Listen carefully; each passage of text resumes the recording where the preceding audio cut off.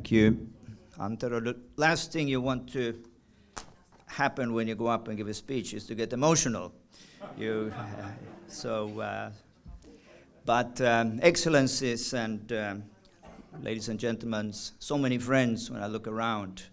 I won't be able to name all of you, Albert, Robert, Michelle, Ambassador. But I want to mention one. He's paying attention, Rabbi Yehuda Glick. Last time we met was in the European Parliament. During the time of Hanukkah, you were lighting the Hanukkah candles. And for the first time, and I have to say I've been going through the European Parliament for 25 years, for the first time ever, we sung "This is the Day That the Lord Has Made" in the European Parliament. Good biblical song. And it took a Jewish rabbi to get the Christian worship going in the European Parliament. Thank you. Thank you for inviting me to say a few words on this first Jerusalem prayer breakfast here in Helsinki. It reminds me, as I said, about my time in Brussels many, many years ago when we had a similar vision to see a European prayer breakfast. People get up really early in the morning and pray and have breakfast, except that people told me that this was completely impossible for two reasons. They said, one, Europeans don't pray. Two, Europeans don't have a proper breakfast. But lo and behold, 20 years later, last year we celebrated the 20th anniversary of the European Prayer Breakfast, when we are doing exactly what we are doing here today. We are praying and we are having a breakfast that, if anything, proves that God is a God of miracle. In Finland, however, we have a long history of being a people of prayer, and also of eating a proper breakfast, for that matter. When I look around, I see one thing missing from a good Finnish breakfast, and that's a proper bowl of porridge. That's a breakfast for a real Finnish man. So maybe you take a note for next year. On a more serious note, in times of wars and crisis in Finland, our presidents and leaders have called together the nation to pray, as it was mentioned earlier during the breakfast. And I believe it's thanks to these prayers and the resilience of men and women in the armed forces that Finland today is an independent nation, just like the state of Israel. Also, praying for the peace of Jerusalem is nothing new in Finland. I would say that this has always been an integral part of the prayers of Christian believers. Already in 1908, 40 years before the founding of the State of Israel, an association was formed in what is today my local Christian community, Andreaskyrkan. The association was called Israelin ystävät, Israel's vänner, the Friends of Israel. Mind you, this was 40 years before the founding of the state. But already then in Finland you have prophetic people who were praying. They saw it in the Bible that one day the Jewish people would return to Israel. Israel would be restored as a nation. This association would help needy Jewish families at the time in Helsinki, and especially during the war they would protect Jewish families, especially because of our cooperation with the Nazi Germany during that time. But they would also teach the broader community biblically about what it means that the Jewish people will one day return. Let me say this: Christian support for the Jewish people and later for the state of Israel was never anything simply theoretical or just theological, but very practical. Also today there are thousands of Finnish Christian volunteers who are helping out in different ways in Israel, maybe serving as handymen in Israeli communities, as was mentioned before, helping with Jews making Aliyah back to Israel. even those who are serving in the Israeli IDF armed forces as volunteers. Once the Jewish state was born, or even before that, you had Finnish pioneers who wanted to be part of this modern-day miracle. I can just mention a few names here today. Carlo Syväntä, who moved to Israel before the founding of the state, because he just knew this was going to happen, and as a Finn, he wanted to be part of it, in praying and helping out in a practical way, but also in explaining to Finns and to Israelis alike and people from around the world what this is, a fulfillment of biblical prophecy. Other Finns settled in Israel to form their own community. In the late 1960s, there were a group of Finns who sold all their possessions to leave for Israel, where they wanted to start their first ever non-Jewish kibbutz in Israel. Until this day, there are many, many Jewish kibbutzes in Israel, as you know. There's one exception. There's also a Finnish kibbutz. And the story is amazing how this community led by Seppo Raulo, not necessarily knowing a lot of languages, and I'm sure that their Hebrew was not very well when they moved, but being so resilient. And I've heard the story told that week after week he would go outside of the government building where Prime Minister Golda Meir was, just to ask for permission to start something as exotic as a Finnish kibbutz in Finland. Why did they do it? Today, the kibbutz, the name is Yad Hashmonah. This is a memorial to the 8 Jewish refugees that Michel Bachmann mentioned last night, who were handed over to Gestapo in 1942. And these Finns, they felt so bad about this betrayal, so they said, perhaps if we form our own kibbutz in Israel, this could help us restore the relations between the two nations. I was hoping that the daughter of Seppo Raulo would be here with us today. She was not able to make it, but we want to take just a moment to honor the wonderful initiative that he took, and I believe it has brought so much blessing to this nation. I have sometimes jokingly said that Finland is something of a superpower when it comes to support for Israel. And when you walk the streets of Israel during the march during Sukkot, you'll see proportionally a great number of Finnish flags. This is often confirmed by others who have an interest in Israel. They said, oh, I know this Finnish person, I know that Finnish person. And as Albert said, there's been a special role that Finland has played in supporting Israel. The close affinity between the Finns and the Israelis are hard to explain. I always get this question. For many years, the notion that the Finns, and actually also the Estonians, were one of the lost tribes was very widely spread in Finland. It was said that the Finns were of the lost tribe of the sons of Issachar. I'm not going to speculate or try to affirm any of this. You'll have to go to other sources if you want more information. But I'll tell you this. It was as widely spread so that when our Marshal Mannerheim, during some of the most critical moments in the Winter War, was to address the whole Finnish people, what did he say? He said, "You sons of Issachar."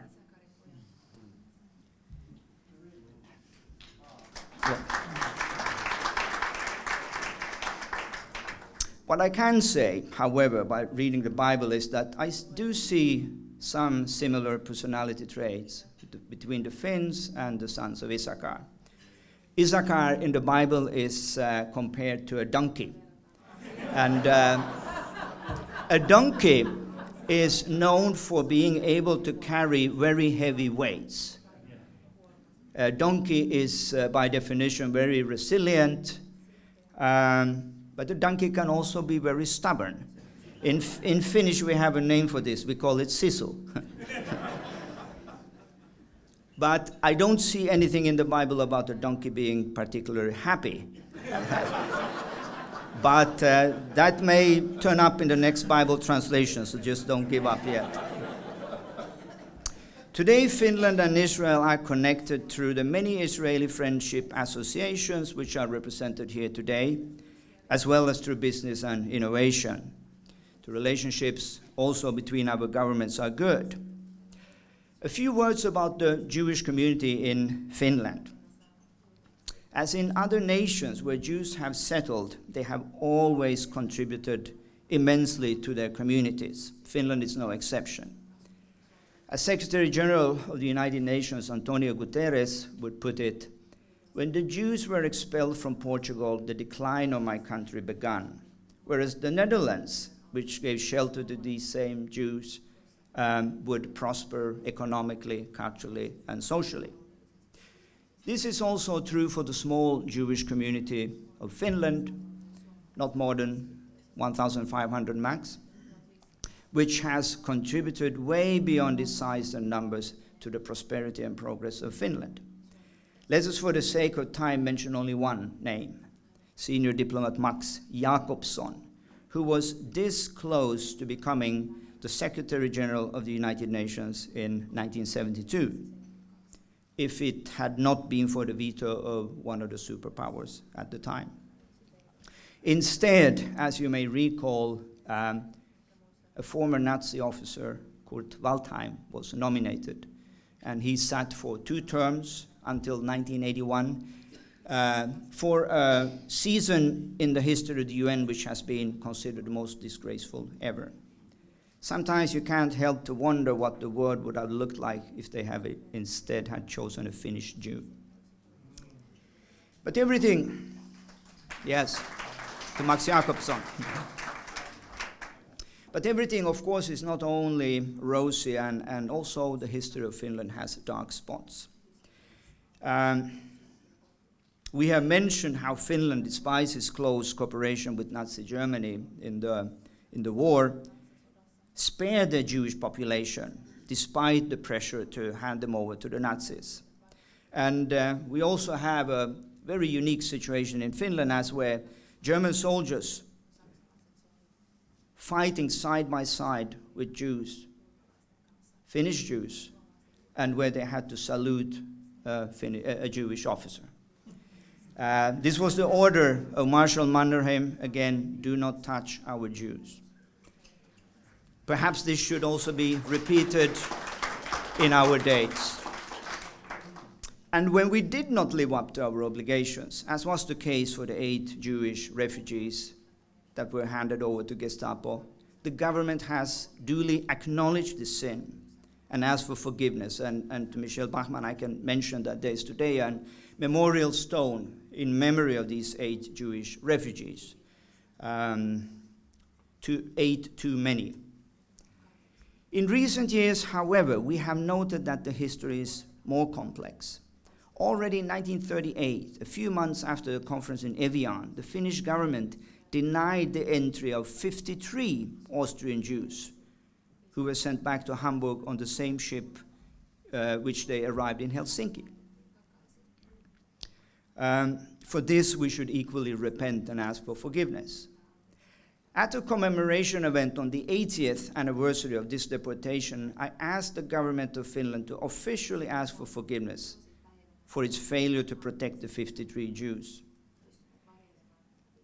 During the time that the ship was leased at the harbor in Helsinki, history tells that one of the women aboard were giving birth, and she was escorted to a hospital just for enough time to give birth, then back to the ship, and then back to Hamburg to a future that most probably meant that most of them would have died in concentration camps. I believe, we still have the chairman of the Foreign Affairs Committee here, I believe it's a moral obligation for the current Finnish government to properly research what happened with these 53 Jewish refugees, and in particular to this lady who was born in Helsinki 81 years ago. and I'm repeating this request here today. Equally, after the Winter War, Finnish volunteers joined the SS Waffen division in Ukraine, where they are believed to have been part of death squads who killed innocent Jews. This is currently being investigated by the Finnish government, thanks to the efforts of our President Sauli Niinistö. Also for this, we need to and we want to repent and ask for forgiveness. However, when it comes to the faith of the Jewish people during the Holocaust, we know that all of us are guilty. More could have been done to save Jews. But the question is not what could have been done differently 80 years ago. The question is, what do we do today? In the last 2 years, the Israeli embassy here in Helsinki has been attacked and harassed by neo-Nazis who have crossed the doors and left hate messages behind. This is unacceptable. Measures need to be taken immediately to stop these thugs and guarantee the safety and the security of the Jewish community and the Embassy of Israel in Finland. Just like in the times of Mannerheim, we have to say it again loud and clear, do not touch our Jews, do not touch the state of Israel. In the area of foreign policy, Finland has been a solid partner for Israel for many years. Also here I want to mention one name, that of the former 3-time Prime Minister and Speaker of the Parliament, K.A. Fagerholm, who was a staunch supporter of Israel and the Jewish people throughout his political career, which included 22 years as the chairman of the Finland-Israel Friendship Association, which he helped found in 1954. The daughter of Fagerholm, Britta Kekkonen, has in her memoirs shared how the Fagerholm, when he was on his deathbed, he called the Finnish general to convey a message to the ambassador, because it was the Independence Day of Israel, and he said, please can you convey my apologies that I cannot make it. A few hours later, he died. Also today, we need courageous men like Fagerholm to stand up for the Jewish people and for the state of Israel. And I see many of them here today. Most of them have been named already. And we are grateful to have you in the parliament. Together we have, during the last few years, also been seeking to put the government, Finnish government, to account for the support of hate education in the Palestinian schools. It's shameful for Finland to be the chairman of the supervising committee, which are helping the Palestinian people to develop their curriculums. And this is something that the European Commission is looking into at the moment, and now it's high time that also Finland would do something to stop this support if we want to preserve our good name as an exporter of quality education and to be a country that promotes peace and coexistence. Finally,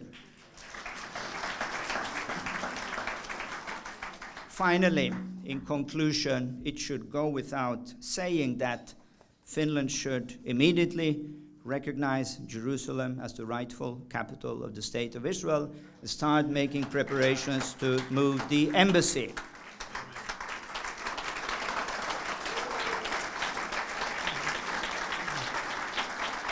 Some people may say that this is impossible, but do remember, God is a God of miracle. If European Parliament members can get up early in the morning and pray and have breakfast, this is also possible. God bless you. Bye.